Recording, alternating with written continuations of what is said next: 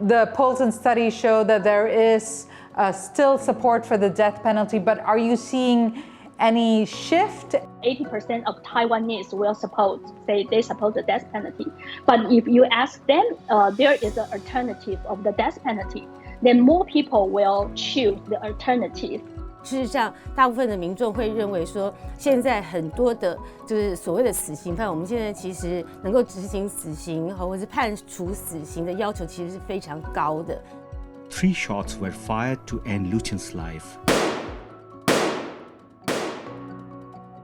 Since his death, the family have been fighting to reopen the case. Hello and welcome to Connected. I'm Divya Gopalan. There are 37 people currently on death row in Taiwan. The democratic nation can impose the sentence for more than 50 different crimes, including murder, robbery, and drug trafficking.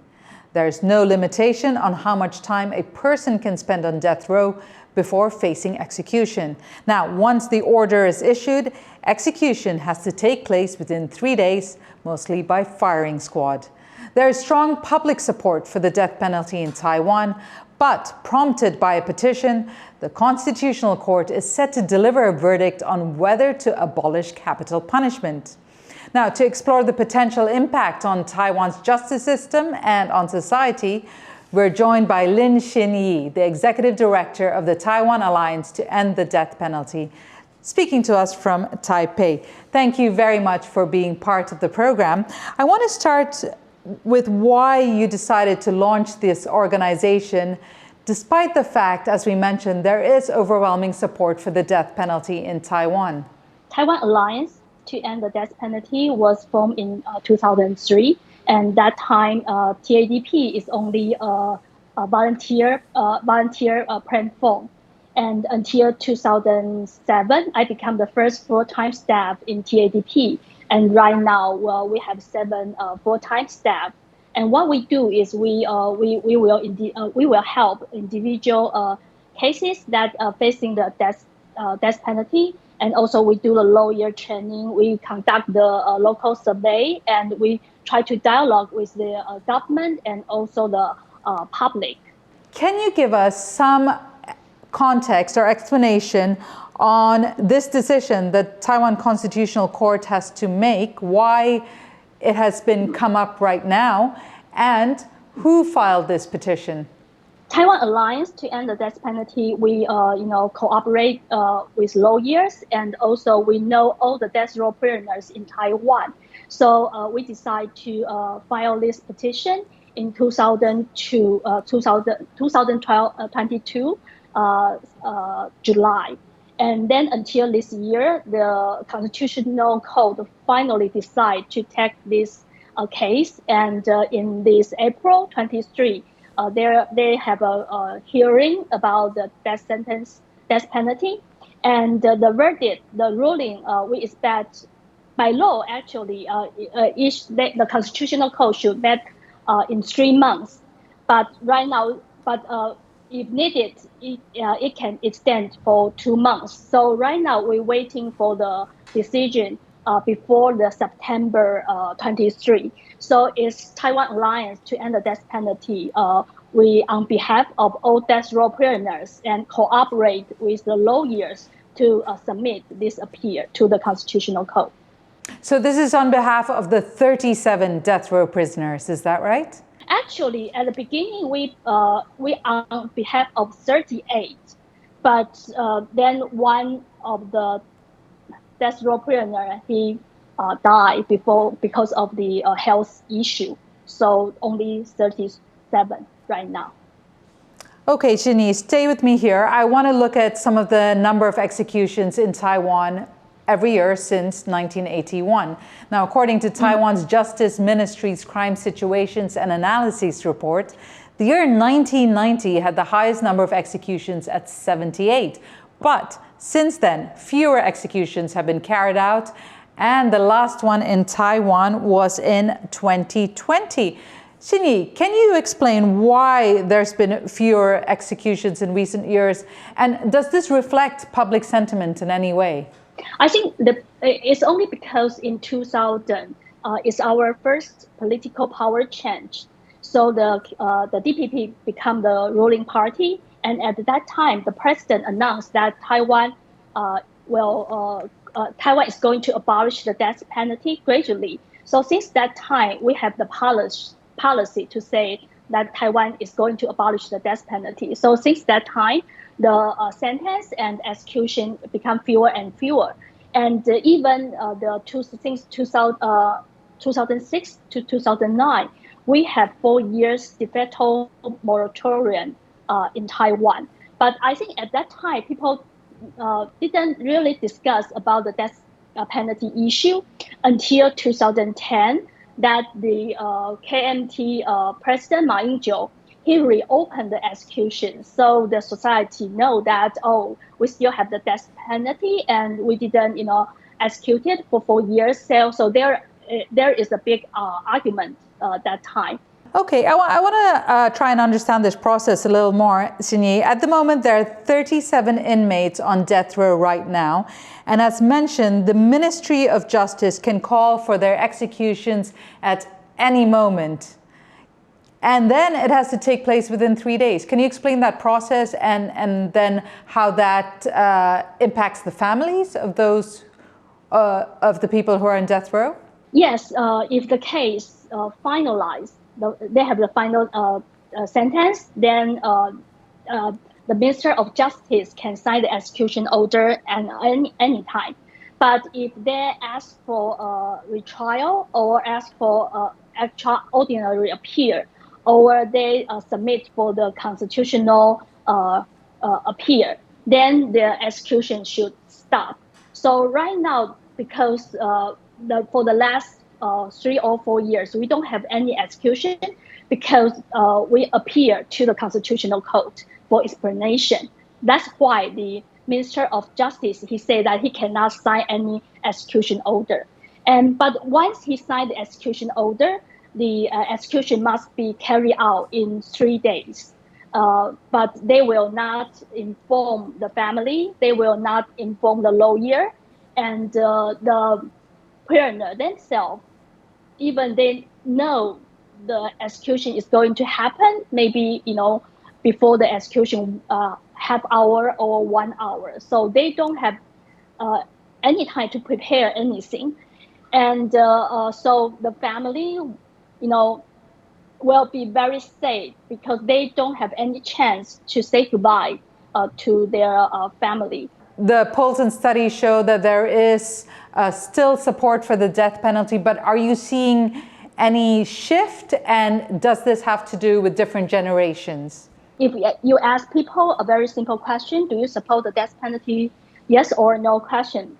It's very stable. 80% of Taiwanese will say they support the death penalty. But if you ask them, there is an alternative of the death penalty, then more people will choose the alternative. And if you provide more knowledge, more facts about the death penalty, then they will also, choose to not have the death penalty. So it depends on how you, raise your question. And also, we didn't found a survey we conduct in 2013 with the academic syndicate. We didn't see the special groups that support or didn't support the death penalty. We didn't see the difference. But from the events that we had in person, we saw more young generation will come to our event and join the discussion. And more young generation, they will become the volunteer and try to help this movement. Right, so as we mentioned, there's still strong public support for the death penalty here in Taiwan. Wang Hsin-i, a Taipei city councilor, has been a strong advocate for keeping capital punishment in place. Her sister was murdered in 1987, and the man convicted of her murder was executed. Our reporter Siobhan Pal asked her why she still, though, is a proponent for capital punishment, despite the risk of wrongful convictions. 事实上呢，这个废死啊，跟冤判它完全是两件不同的事情，不能够混为一谈啊。任何其他的案件，即便不是死刑，它也有可能会有冤判的状况。好，所以这两者是完全是两个不同的issue。好，那事实上在台湾的民众，很多人会觉得说，现在好像台湾的政府只关心加害者的人权，反而忽视了被害者跟被害者家属的人权。我想这是一般民众很大的一个观感，这样子。Do you believe the death penalty effectively deters crime in Taiwan? And if so, what evidence support this belief? 事实上，大部分的民众会认为说，现在很多的就是所谓的死刑犯，我们现在其实能够执行死刑或者是判处死刑的要求其实是非常高的。在这样的状况之下呢，对于杀人的人，如果今天没有一个死刑，他认为杀了人也不会怎么样，反正他也不用死，那他就更有可能会觉得说杀人没有什么关系。那如果杀人必须要偿命，他可能在杀人之前他会更谨慎小心一些。How do you respond to concerns that the death penalty may disproportionately affect marginalized communities in Taiwan? 在一个很严重的状况之下，以台湾现在的法律才有可能司法会判死。但是呢，刚刚担忧的这个问题，事实上在一般的案件当中更多了。那大家会讲什么司法恐龙啦等等的。好，那你如果说死刑，其实它是极少数的状况了。那一般的案件反而是这个可能有权有势的一些人，他可能可以请比较好的律师啊，然后可能这个有认识一些什么相关的一些司法人员，可以进行一些关心关说等等。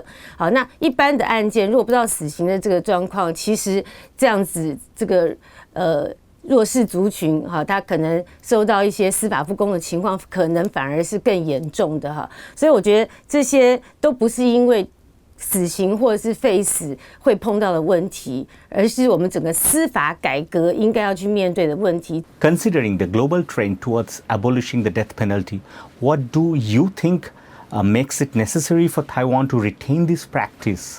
事实上，西方人的观念跟东方人的观念跟教育文化其实是不太一样的。那我们看到废除死刑比较多的大部分是在欧洲地区哈，那包括像美国很多地方，然后甚至尤其是亚洲国家哈，比如说韩国啦，哈这个中国大陆啦，好新加坡啦等等。事实上，大多数的亚洲国家是并没有废除死刑的。那台湾保留死刑的必要性是最重要，是要看我们的民意的需求。那能够有社会的共识，但事实上呢，台湾民众现在对于废除死刑有70%-80%以上的人都是反对废除死刑，而是支持应该还是要继续有死刑，而且对于现在等于实质废死的一个状况下，其实是不满的。所以我觉得政府在施政的时候，应该要考量多数的民意以及我们的文化道德能够接受的程度。Now, the city councilor, Wang Hsin-i, says it is a deterrent for serious crime, and she cites her own experience. What do you say to that? I think she said that she feels that the death penalty have the deterrent effect to the crime. That's what she feels, and maybe that's what public feel.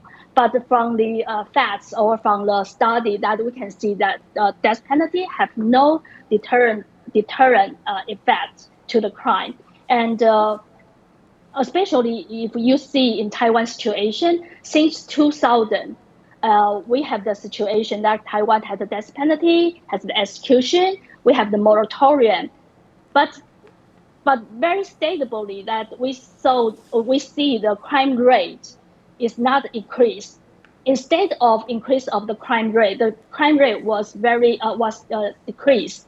So you can see that there is no relationship, or this is not the only relationship between the crime rate and the death penalty. So I will say, even from Taiwan's experience, that there is no evidence shows that the death penalty have the deterrent effect.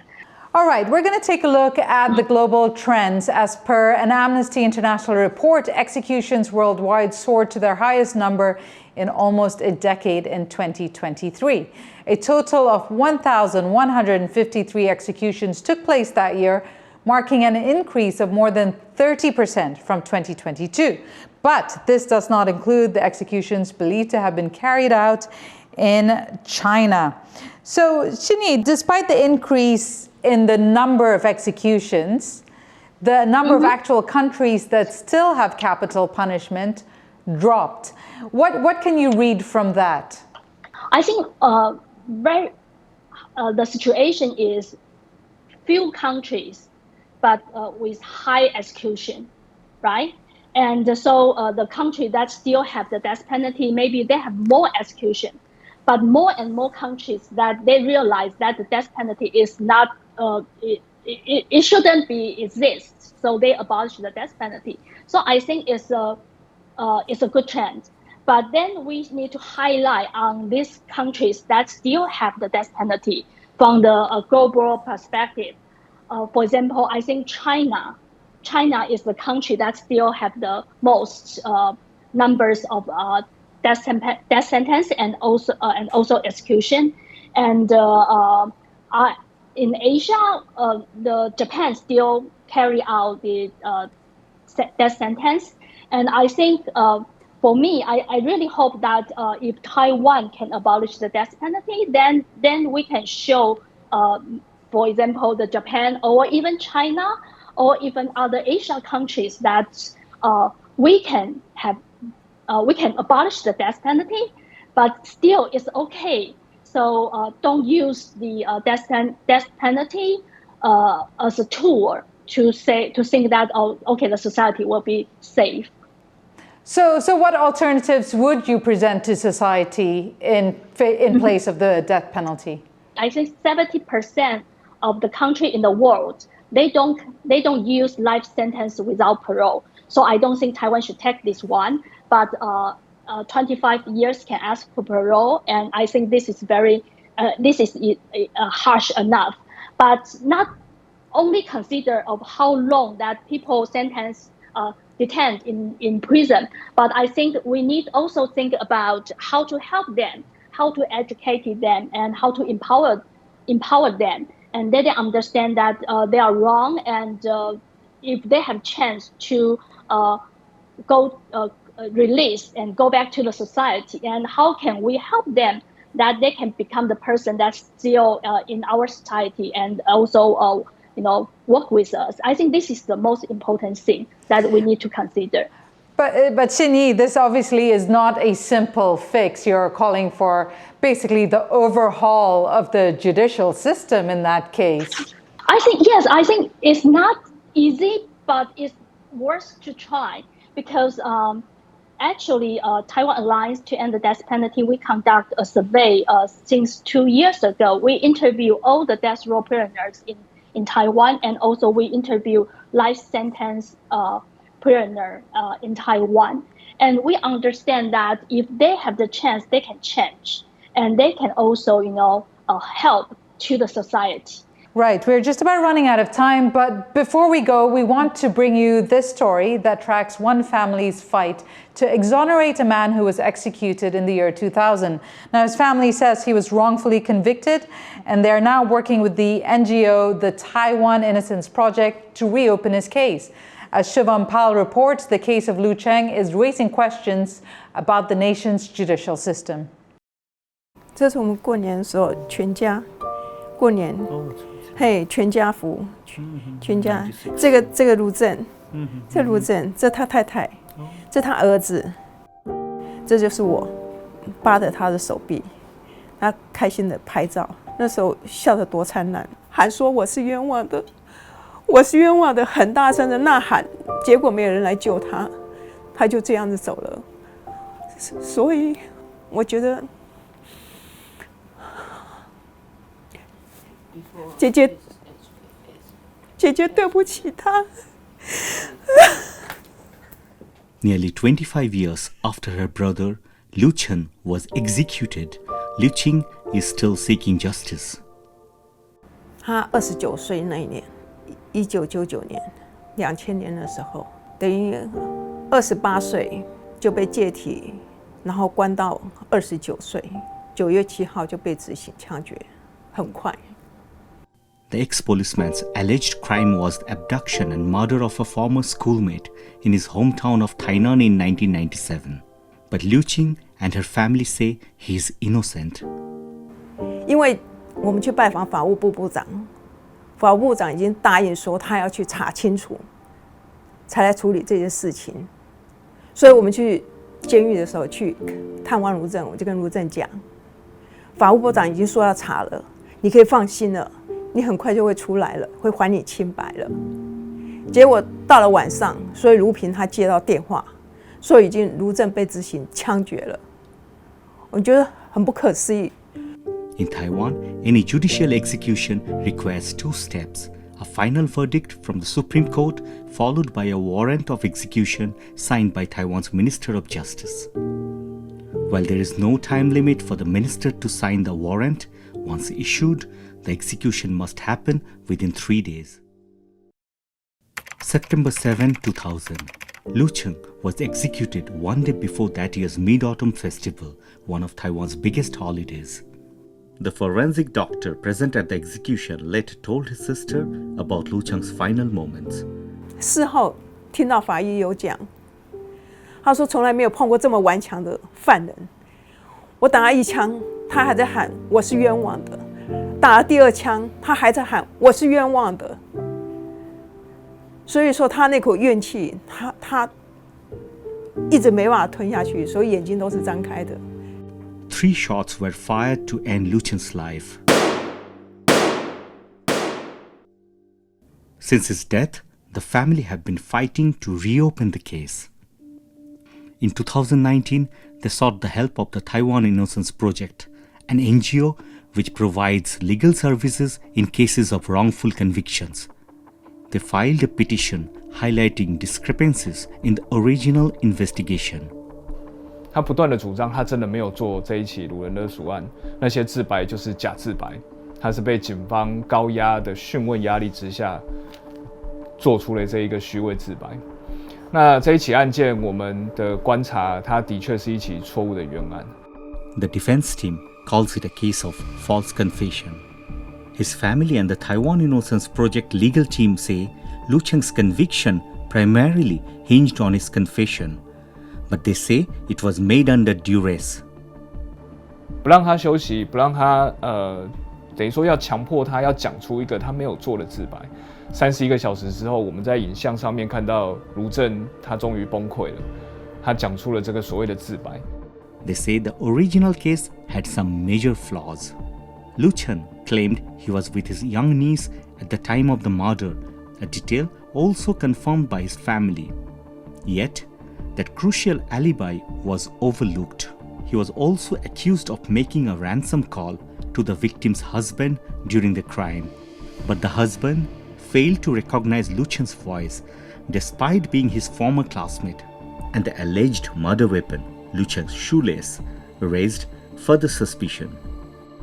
那个痕迹会非常的复杂，它不会是像我们在判决书里面、在资料里面看到的一条很清楚的单股锁钩，所以携带不会是凶器。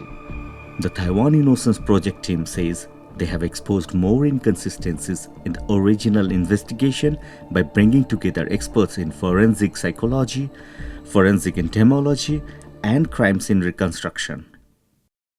They shared their findings with the Control Yuan, Taiwan's government oversight body, ultimately persuading 2 of its members to intervene in Lu Cheng's case. 在今年的元月就已经向最高检有提出相关的这些鉴定的这个资料了哈。那当然，监察院后面补上，也就是依照我们自己的法定程序，也咨询了这个民间团体所提供的这3个专家。基本上我们有更强的，就是依照监察院的程序做的更具公信力的资料，能够提供给法务部。那这个案子要在法院那边做一个彻底的翻转哦，要真的要证明卢正的清白，确实是要重新审判的。At a press conference, the 2 supervisory committee members pointed out the flaws in Lu Cheng's case and recommended a retrial. 如果能确定这是个冤案，那对家属是一个抚平伤痛，对当事人已经不是迟来的正义，是没有正义，因为他已经死亡了。哈，所以我觉得司法应该给人民一个什么样的期待哈。But for Lu Cheng and her family, the legal battle is far from over. They are still waiting for a retrial while coping with their emotional struggle. 只有记忆他28岁的模样，他是个多么爱家的男人。小孩他走的时候，小的才1岁多，大的还不到4岁，他们都需要爸爸。结果呢，爸爸没有了，所以他老婆一个人要带2个小孩，很辛苦。所以只有姐姐们出来替他争取这份清白。Whether the case is revisited and whatever the outcome, Lu Cheng refuses to let her brother's story slip into the shadows. She holds on to the hope that the truth will one day come to light and no other family should have to go through their pain. Hsin-yi, this case is one that you're very familiar with and in fact was part of the reason that encouraged you to take the path with your organization. Can you give us some background on that? 2000, September 7, Lu Cheng was executed. I remember in the next day when I walked into the office, I know the news, and I don't know how to react. I don't know, I don't know if I should cry because, that's the first time I understand what is the death penalty is. Because once the government executes it, then there is no hope. There is no chance for anyone to bring him back. And I think that's the moment that makes me commit myself to say that, okay, I want to join the movement. Well, we'll have to leave it there. Thank you very much, Lin Hsin-yi, the Executive Director of the Taiwan Alliance to End the Death Penalty. Thank you for joining us on this program today. And for our viewers everywhere, it's been good to have your company. If you've enjoyed today's episode or have anything you'd like to add to the dialogue, join the conversation on our social media. And remember, stay informed, stay engaged, and stay connected.